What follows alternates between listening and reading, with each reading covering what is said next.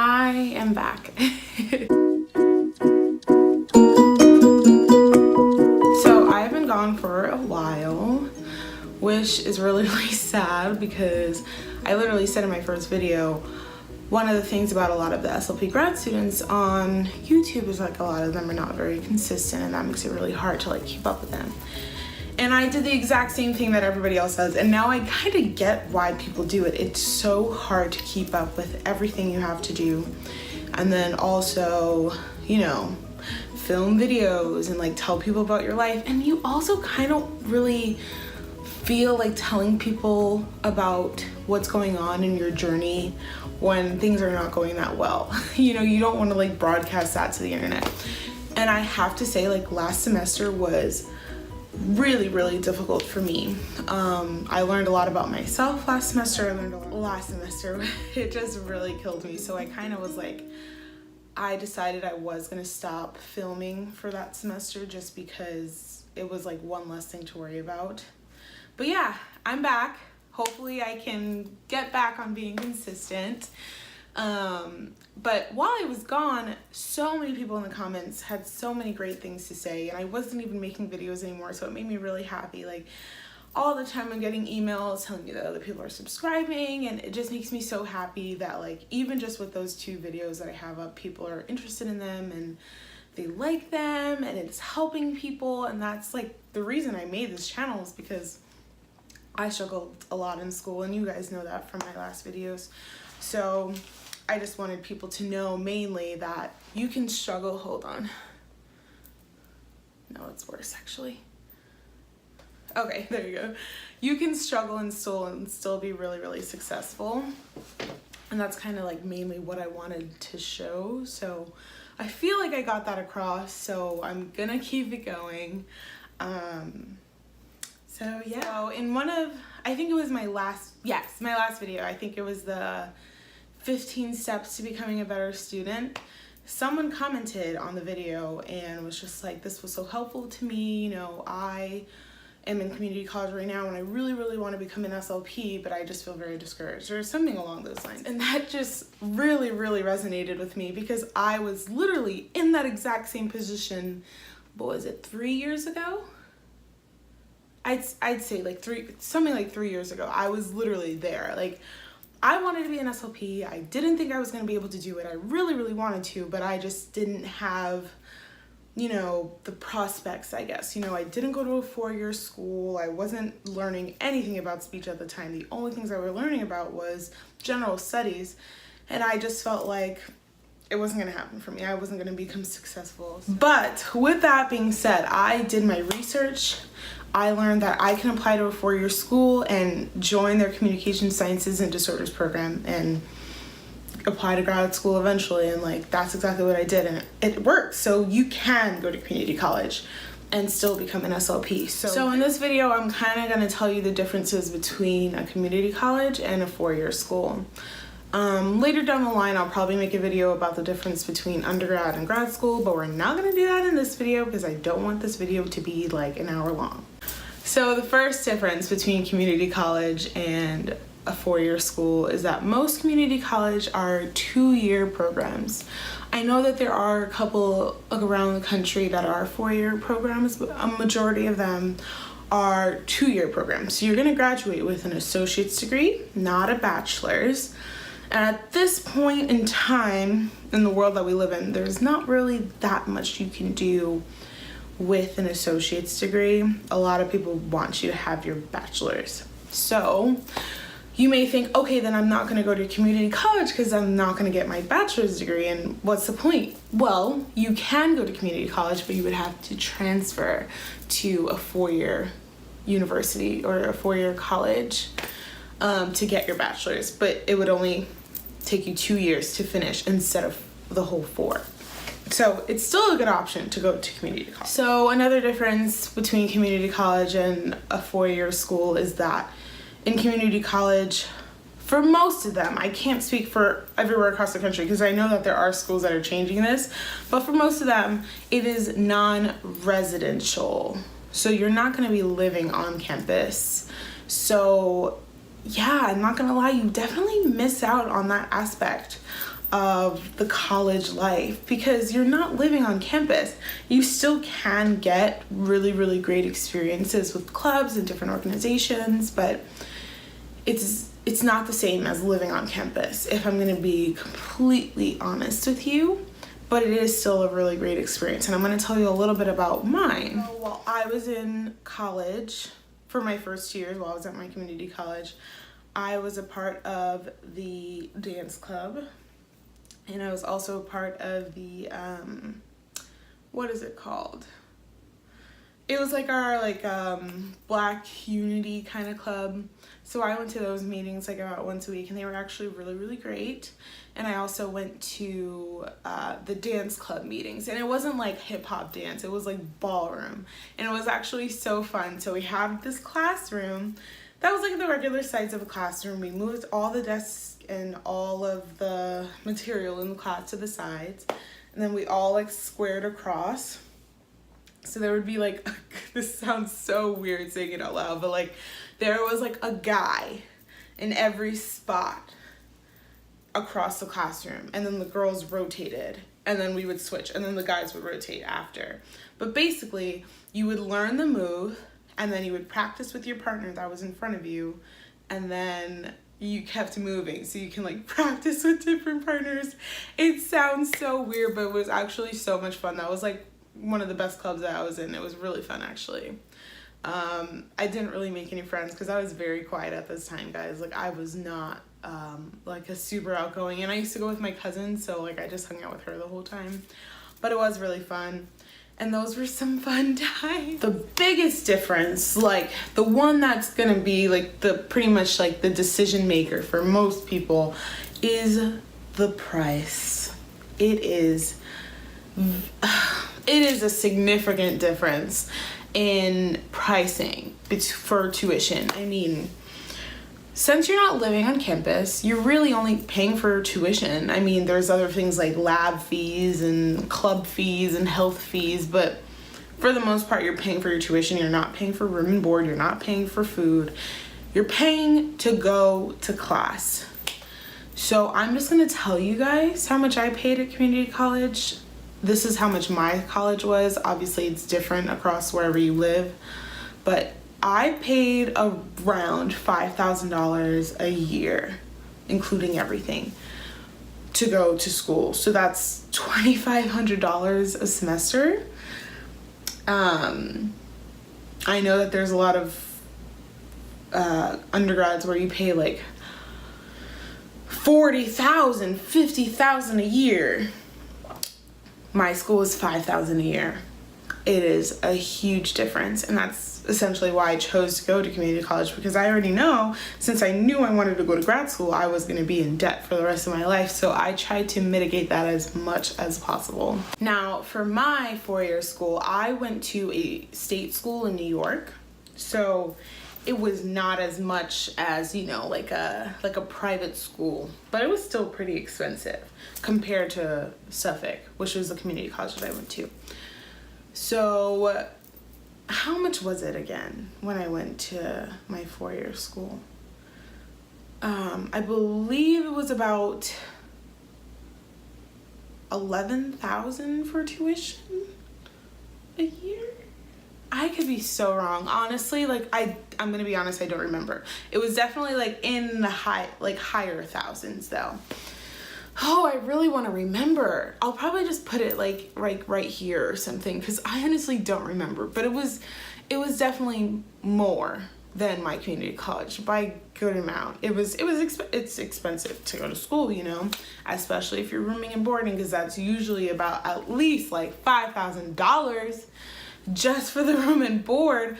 For some schools, the room and board is actually more than tuition. So it depends on where you go, obviously. But yeah, no, that made it very clear that I wanted to go to community college first. It was way cheaper. Another big difference is that you're going to be going to school with a lot of different kinds of people that you may have never thought you were going to go to school with or be in class with or meet, especially if you take night classes. So while I was at my four-year school, most of the students were my age, and they were kind of on the same track as me, like just got out of high school, wanted to become an engineer, wanted to become a speech language pathologist, wanted to become the nutritionist, who knows. But you know what I mean. Everybody had the same kind of goals. In community college, there's a lot of people who are very non-traditional, and you're going to learn so much from those people. So you're gonna meet people who are teen moms and got their GED and wanted to go back to school. You're gonna meet people who already have like a master's degree and now they're trying to learn ASL in a night class. You know, you meet all different kinds of people, which was so nice because it honestly kind of ages you in a good way. I became very, well, I don't want to say very mature because Lord knows I'm not very mature, but I became a lot more mature in community college than I think I would have if I just started off in my 4-year school, because I kind of felt myself losing my maturity when I transferred to my 4-year university. When I was in community college, I was working, not full time, but I was working a decent amount. I was driving back and forth. I was driving myself to class. My school was about 20 minutes away from me, and most of my classes started at 8 a.m. So there was a lot of traffic. So it usually took about half an hour to get to school in the morning. And then after school, I would drive to my job. And then the next day, I would do it all over again. And I would come home and I'd be tired. And I would meet all these people at my job who were non-traditional. And then a lot of them were also going to school with me.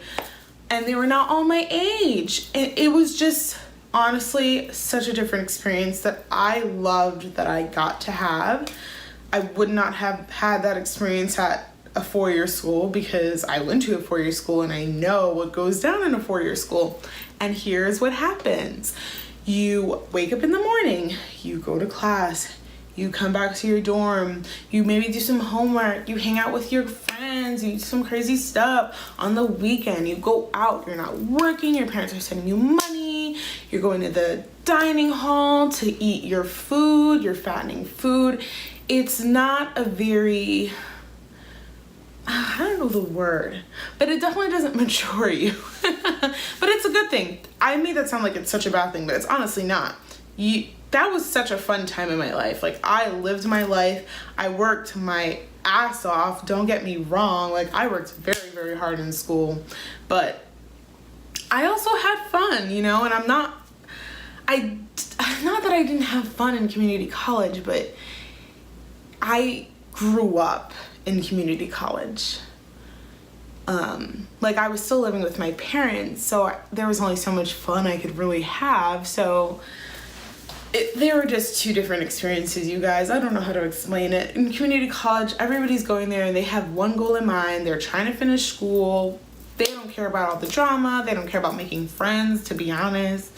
And then you get into this 4-year school and everybody wants to make friends. Everybody wants to do this. Everybody wants to hang out. Everybody wants to chill. It's just different. It's good different though. Like, I like both, but it depends on what your goal is. If your goal is to get your degree and get the hell out, community college. If your goal is to like make a whole bunch of best friends and like, I don't know, have fun on the weekends, then definitely a 4-year school. Community college may not be the best option if that's what you're looking for. But like I said, I'm speaking specifically to my community college. This is not going to be... I'm like having such word finding issues right now. This isn't going to pertain to all community colleges across the country. This is specifically to my community college that I went to in New York. And there's one more thing that I have to say. This isn't actually about the differences. This is actually about the similarities. So a lot of people think that the education that you'll get at a community college isn't going to be as beneficial or like just as good, but actually it's really good. I could not tell you a single difference about the teaching styles between people at my community college and my 4-year school. Everybody wants you to do well. you know, and I will say I did have one professor. She was a night professor. And I can tell this wasn't really her thing. Like, she was just doing it for an extra paycheck. I could tell. But other than her, the professors that I had when I was in community college genuinely really cared about us. They wanted the best for us. They wanted us to go to four-year schools. They wanted us to become like professionals in the world. They didn't want us to just be working class. They wanted us to excel. And they put all of their knowledge into us. I didn't only have like master's professors, like I also had there was PhD staff. I think people think that people who have their PhDs don't teach in a community college, but they do. I remember almost all of my professors' names. They were the most incredible people, and I'll never forget this one woman. Her name was Dr. Spara, and I was taking her Anatomy and Physiology 2 class, which is not a class you need for speech, by the way. I just took that class because I just wanted to learn about anatomy, which was a big mistake because it was freaking hard. But anyway, I was not doing well in her class. Like, when I tell you, like, I was failing. I don't think I had ever truly experienced a test where it's like, it's either you know it or you don't know it, and that's it. So it was just like sentences, blank, sentences, and you just have to fill in the blanks, and that was pretty much the whole test. I was like, I can't do that. Like, this is not something I can do. So I basically just gave up. Like, I know I'm gonna fail the class. I'll just withdraw and everything will be fine. I never withdrew, but I was also about to graduate that semester, and I knew the class didn't really count towards anything, so I did not care. So at this point, I also had already got accepted into the four-year school that I was going to attend. So at this point, I really did not care about this class. I was just flying by. And then I got to the point where I realized I'm going to fail this class. And if I fail this class, I'm not going to my four-year school. I'm going to sit here and take this class again in the summer probably. I don't know. So I was like, what do I do? So then I broke up with my ex-boyfriend, and I avoided him so much because obviously I'm avoiding my ex-boyfriend, duh. And I would always see him in the cafeteria, so I stopped going to the cafeteria and I would go to the science building. And I'm like, oh, I have nothing else to do in this building. I might as well study. And that's when I learned to study, you guys. Oh my God. I studied so hard. I ended up getting like 90s on every test, like 90s on all my lab finals. Like, I was killing it.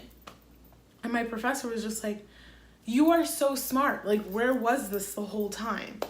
And then on the very last day of class, we took our final, and she wanted to have like individual meetings with everybody because she didn't want anybody to be surprised by their grade and calling her back like, oh my God, you failed me, blah, blah, blah. So let me move a little bit closer.